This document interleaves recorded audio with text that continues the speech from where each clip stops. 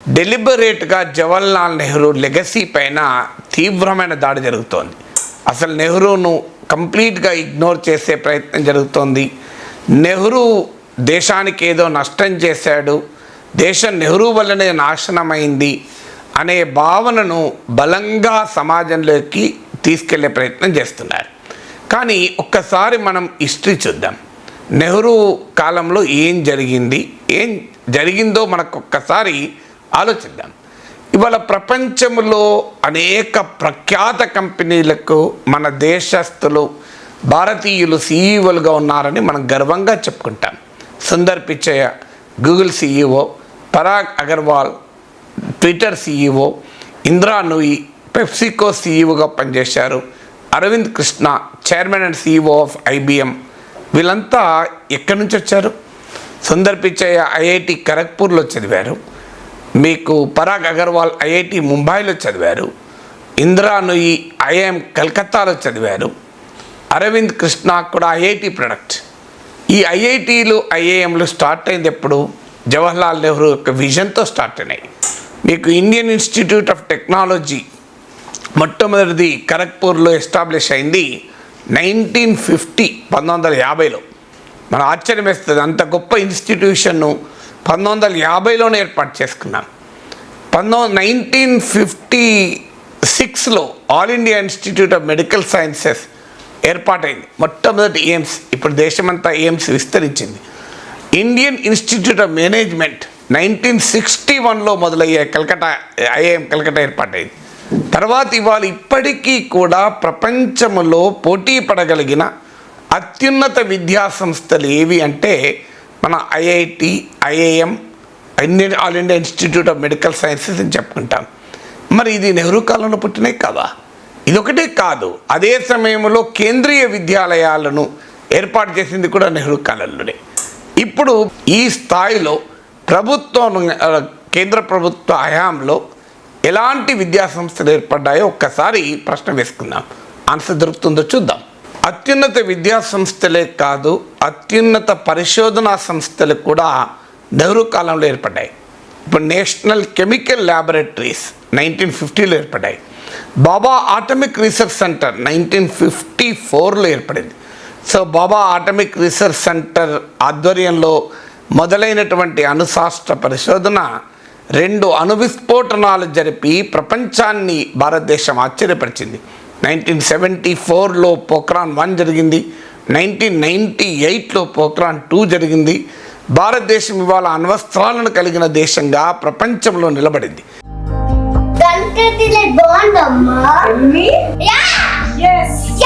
Country delight buffalo milk ని మా family వాళ్ళకి ఎప్పటి నుండో వాడుతున్నాను. ఈ పాల ఫస్ట్ యూజ్ నుండి నాకు దీనిపైన చాలా నమ్మకం వచ్చింది. Choose Country Delight and live better.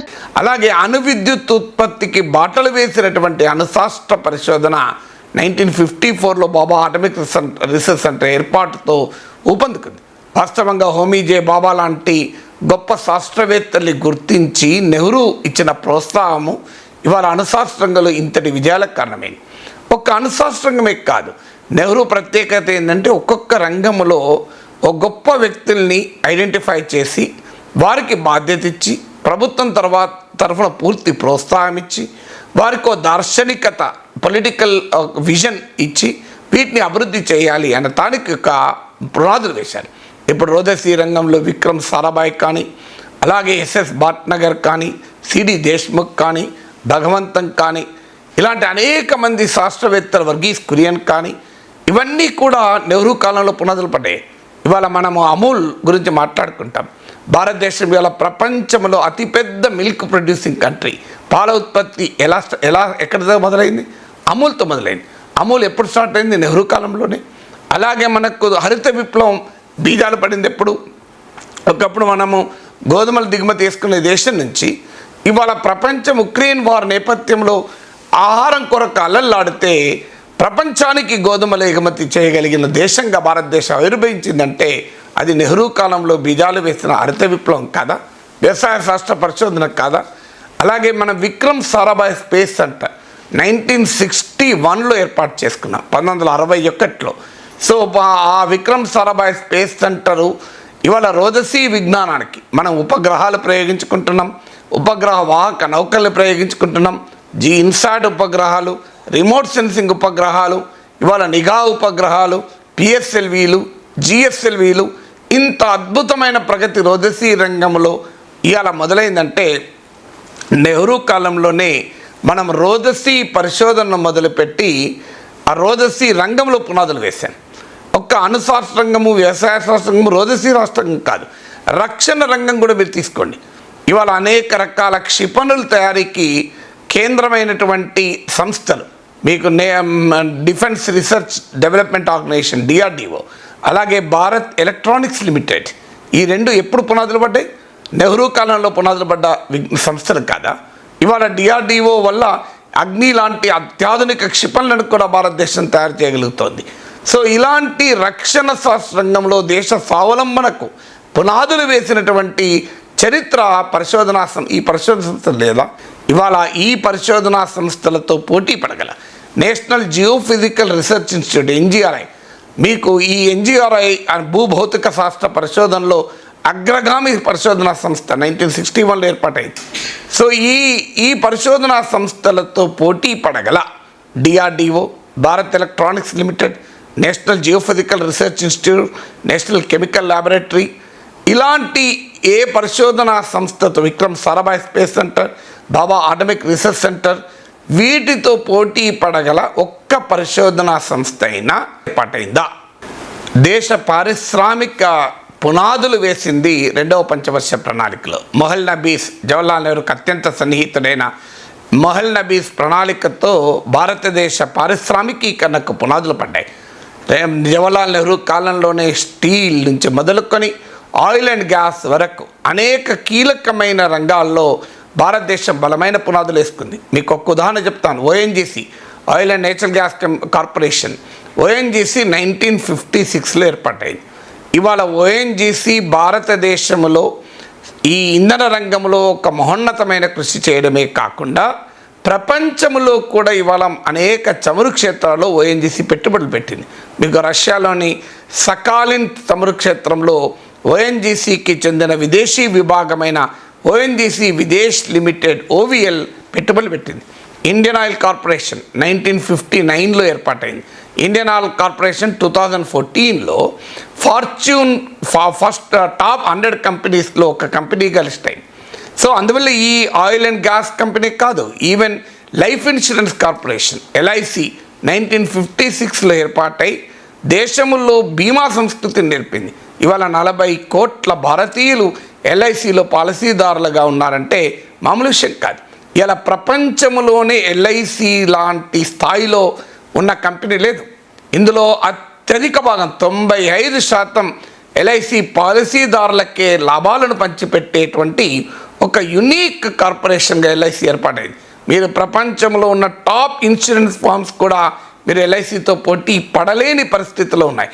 మరి ఇది ఎప్పుడు మొదలైంది? నెహ్రూ కాలంలో కాదా? మీకు ఇంకొక ఉదాహరణ కూడా చెప్తాను.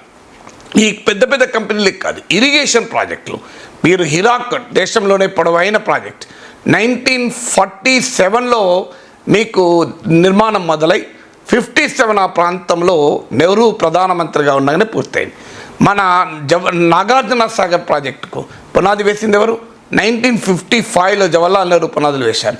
దేశంలోనే అతిపెద్ద ప్రాజెక్ట్ అయిన బాక్రానంగల్ ప్రాజెక్ట్ 1948లో పునాదులు వేసి 1963లో పూర్తయ్యాయి. మరో నాగార్జున సాగరు, మరో బాక్రానంగలు, మరో హిరాకుడ్ ప్రాజెక్టు మనం ఏర్పాటు చేసుకోగలిగామా? మనం ఏం ఏర్పాటు చేసుకున్నాం?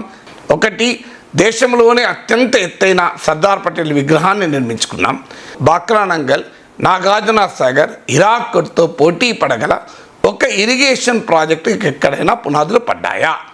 అలాగే ఒక ఇండియన్ ఆయిల్ కార్పొరేషన్, ఒక ఓఎన్జీసీ, ఒక ఎల్ఐసి లాంటి ఒక అతిపెద్ద కంపెనీలు, దేశ స్వావలంబనకు ఉపయోగపడే కంపెనీలు, ఒక భారత్ ఎలక్ట్రానిక్స్ లిమిటెడ్ లాంటి కంపెనీలు ఏమైనా ఏర్పాటయ్యాయా? జరుగుతుంది ఏంటి? ఎల్ఐసిలో వాటాలు అమ్ముకుంటున్నాం, బీపీసీఎల్లో వాటాలు అమ్ముకుంటున్నాం, చమురు కంపెనీలను ప్రైవేటీకరిస్తున్నాం. సో ఏ రకమైన ప్రగతి మనం నెహ్రూ కాలంలో సాధించిన దానికి పోలికుందా? జవహర్లాల్ నెహ్రూ విధానాల్లో పైన కూడా మన ప్రశ్న ఉండొచ్చు. నేనేం నెహ్రూ చేసిన ప్రతి ఒక్కటి గొప్పదని అనడం లేదు. ఇప్పుడు ఉదాహరణకు ఆర్టికల్ 356 దుర్వినియోగం నెహ్రూ కాలంలోనే మొదలైంది. 1950s కేరళలో రాష్ట్ర ప్రభుత్వాన్ని తొలగించడంతో మొదలైంది.